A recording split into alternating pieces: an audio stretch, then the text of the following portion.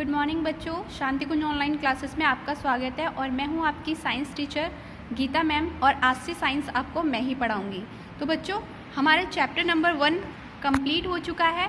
तो मैं आपको चैप्टर नंबर 2 पेड़ पौधे और उनके विभिन्न भाग यहाँ से पढ़ाऊंगी। तो आ जाइए, पेज नंबर है 11। पेड़ पौधे और उनके पार्ट क्या क्या होते हैं, इस चैप्टर में हम उनके बारे में जानेंगे। हमारे चारों ओर अनेक प्रकार के पेड़ पौधे पाए जाते हैं। विभिन्न प्रकार के पौधे रूप, आकार और पत्तियों में भिन्न भिन्न होते हैं, यानी हर पेड़ पौधा आपस में एक जैसा नहीं होता है, सब में कुछ ना कुछ भिन्नताएं होती हैं। कुछ पौधे बड़े होते हैं और कुछ छोटे भी होते हैं। आपने भी देखा होगा, आपके आसपास कुछ पौधे बड़े होते हैं और कुछ छोटे होते हैं। हमारे शरीर की भांति ही पौधों के शरीर में विभिन्न भाग पाए जाते हैं। जैसे आपके शरीर में हाथ, पैर, मुंह, कितनी सारी चीज़ें होती हैं, ऐसे ही पेड़ पौधों के भी होते हैं। प्रत्येक भाग का एक विशेष कार्य होता है। ये सभी भाग सम्मिलित होकर पौधे को स्वस्थ रखने के लिए कार्य करते हैं। तो जैसे अगर हमारे एक हाथ में कुछ प्रॉब्लम हो जाती है तो हम ठीक से सारा काम नहीं कर पाते हैं। इसी तरह से हमारे पेड़ पौधों का भी सिस्टम रहता है।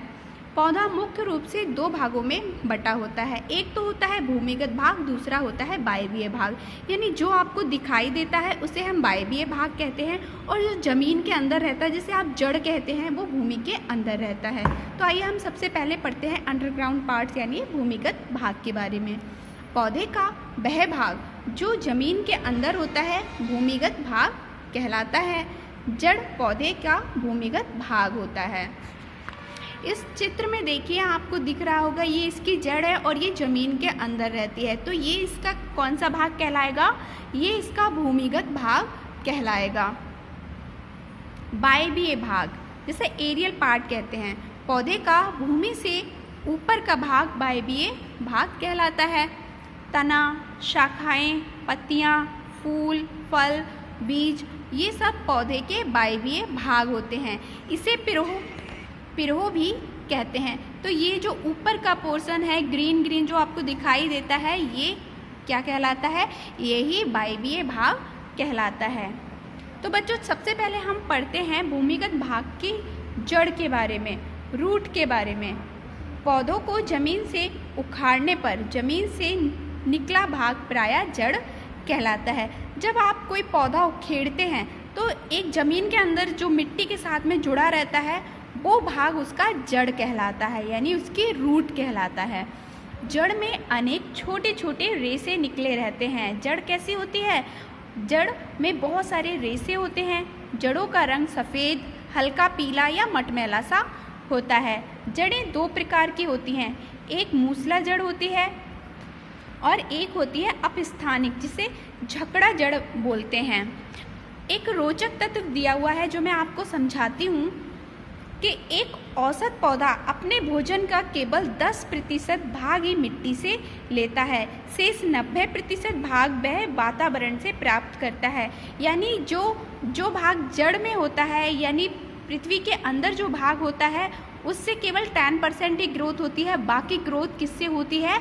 ये जो ज़मीन के ऊपर का पोर्शन होता है उससे होती है। यानी अपना भोजन कोई भी पेड़ पौधा हुआ वो कहाँ से बनाएगा? इस वातावरण से बनाता है। वातावरण से मतलब हो गया बच्चों, जैसे हवा, पानी, धूप, इन सारी चीज़ों से वो अपना भोजन कंप्लीट करेगा। बच्चों, हम जड़ पढ़ रहे थे और जड़ का पहला भाग है मूसला जड़ यानी टैप रूट। ये क्या होती है? तो बच्चों, जानते हैं मूसला जड़ के बारे में।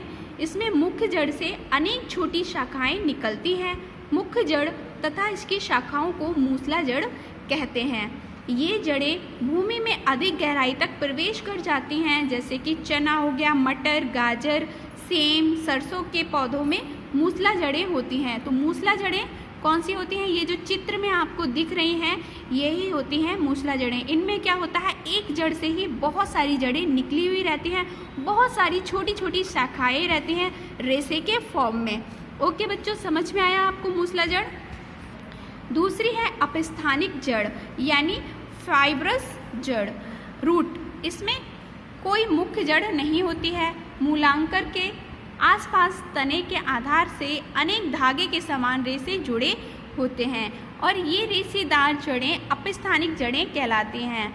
ये जड़ें भूमि में अधिक गहराई तक ना जाकर भूमि की ऊपरी सतह पर ही फैली रहती हैं। मतलब ये जड़ें ऐसी होती हैं, ये गहराई में नहीं जाती, ये आसपास ही पेड़ के आसपास ऊपर ही फैलती चली जाती हैं। जैसे कि हो गया मक्का, हो गया धान, हो गया गेहूँ, घास, प्याज, ये सारी अपस्थानिक जड़ें होती हैं और ये ज़्यादा गहराई में नहीं जाती हैं।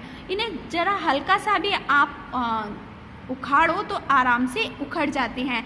यही रीज़न है जब आप अभी धान की फसल जैसे कि चल रही है तो लोग खेतों में चौड़ाई करते हैं, तो वो कैसे करते हैं, वो इसीलिए करते हैं धान की क्योंकि उसकी जड़ कैसी होती है, ऊपर ही होती है, तो वो आसानी से उसे निकाल देते हैं और दूसरी जगह लगा देते हैं। इससे हमारा पौधा स्वस्थ रहता है और उसमें भी कोई प्रॉब्लम नहीं आती है।